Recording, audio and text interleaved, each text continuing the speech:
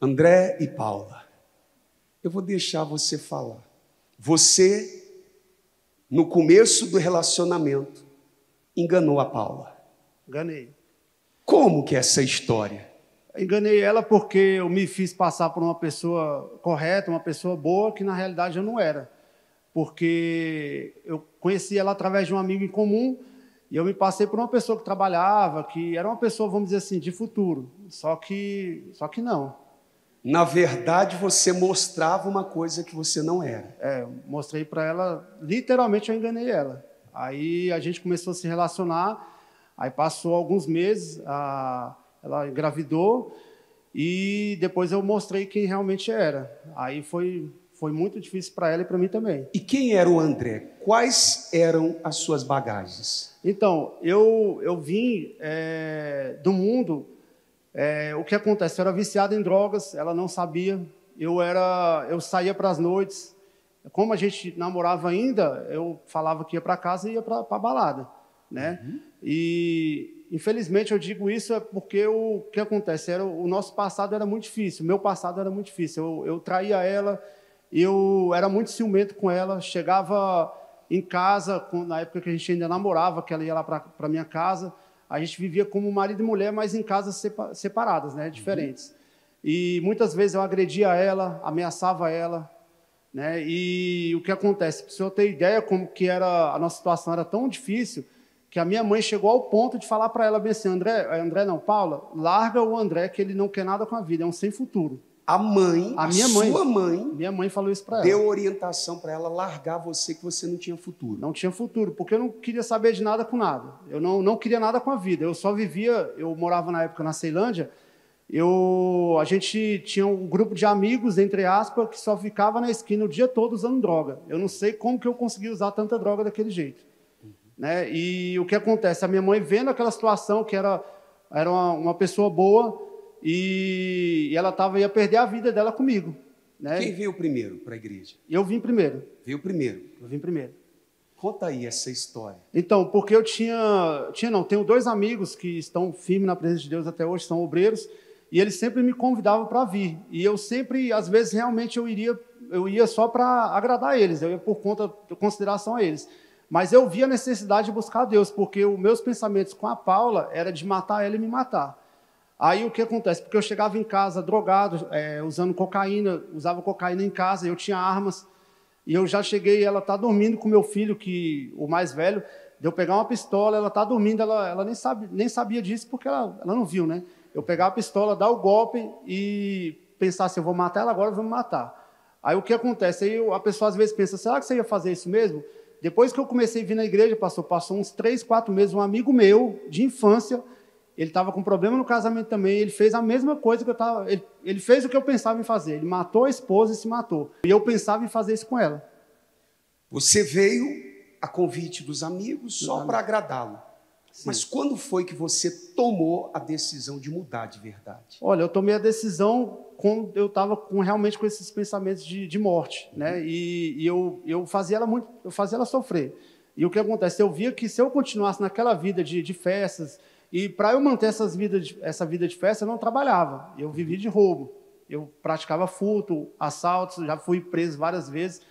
E o que acontece? Quando eu via a situação da minha vida, que eu pensei assim, se eu continuar desse jeito, eu vou perder minha esposa, vou perder meu filho, vou perder minha vida, então eu quero algo que mude a minha vida realmente. Aí foi quando eu lembrei do convite dos meus amigos. Aí eu comecei na igreja, mas, pastor, eu fui decidido. Tudo que o pastor falava no altar, eu colocava em prática. Antes de você contar a mudança, Paula, quais eram as suas bagagens e como foi? Quanto tempo foi? Como foi passar esses momentos com ele? Bom, a minha bagagem, né, já era de vir de uma família que meus pais eram separados, né? Então eu já tinha uma mentalidade de, se não dá certo, né, separa. É normal, pode viver, cada um vai viver sua vida. E assim, eu tinha muito, quando eu conheci ele, quando eu descobri quem ele era de verdade, né, aí veio todo é complicado de você falar, porque assim, eu descobri quem ele era, eu já estava envolvida, já estava apaixonada, né, e já estava grávida.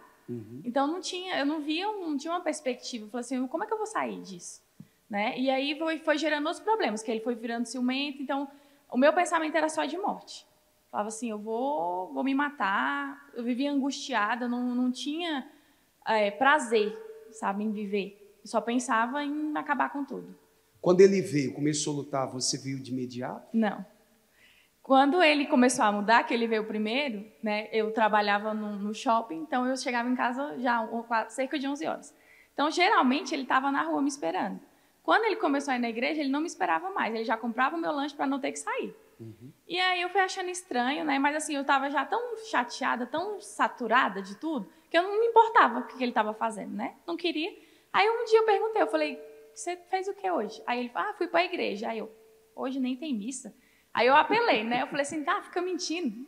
Fala logo a verdade, né? Aí ele, hoje quem falou de missa, eu fui para a igreja. Quando ele falou que estava na Igreja Universal, acho que eu manifestei dentro do quarto. Dei um pulo longe. Falei, você está indo nessa igreja que só fala do diabo e só pede dinheiro? Nunca tinha ido na igreja. Mas era o que as pessoas falavam. Tinha um preconceito. Tinha um preconceito. Aí ele falou, você vai também. Eu vou nada. Eu apanhava, eu que sofria na mão dele, mas não dei o braço a torcer. Mas aí com a mudança dele, aí eu quis ir para ver de verdade o que acontecia naquela igreja para ter mudado o André em tão pouco tempo. E quem é o André hoje? Hoje ele é completamente diferente. Hoje ele é carinhoso, é amoroso. Hoje não tenho o que reclamar, não. Hoje um casamento novo. Hoje um casamento novo. Hoje a gente é referência para os nossos filhos, para os amigos, né? Como mesmo ele estava lembrando esses dias, quando a gente se mudou da Ceilândia, mas os pais dos amigos dele, né, da época, antes não queria ver o André nem de longe, nem na porta. Uhum. Hoje fala, vai lá, chama fulano, fala com fulano, dá um conselho. Então, assim, hoje é completamente diferente. Para a honra e glória de Deus, que a gente não é nada.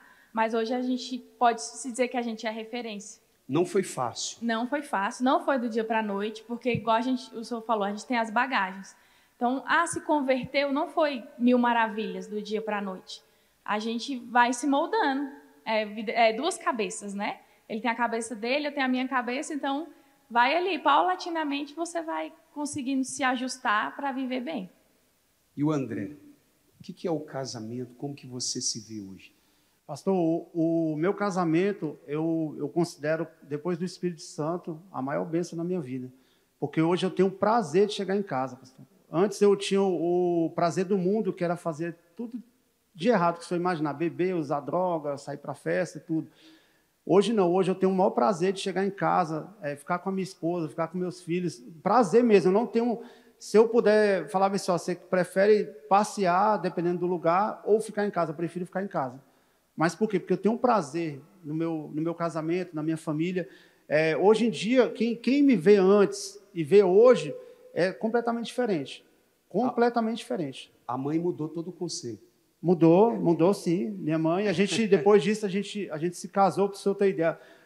Foi uma guerra tão grande que em pouco tempo que eu fui realmente decidido. Eu falei, ou vai mudar, ou eu vou buscar Deus nessa igreja, vai mudar, ou eu vou acabar com a minha vida, né? E Deus realmente, eu tive esse entendimento de fazer tudo o que foi orientado no altar, tudo, pastor, tudo que foi orientado a gente colocou em prática. Quem não conhece a minha história, quem não me conhece desde antigamente, nem fala que é a mesma pessoa, porque Deus entrou e hoje em dia a minha família, o meu casamento, eu priorizo muito, é o principal para mim, graças a Deus, depois do Espírito Santo, depois de Deus. Hoje, cheios do Espírito Santo?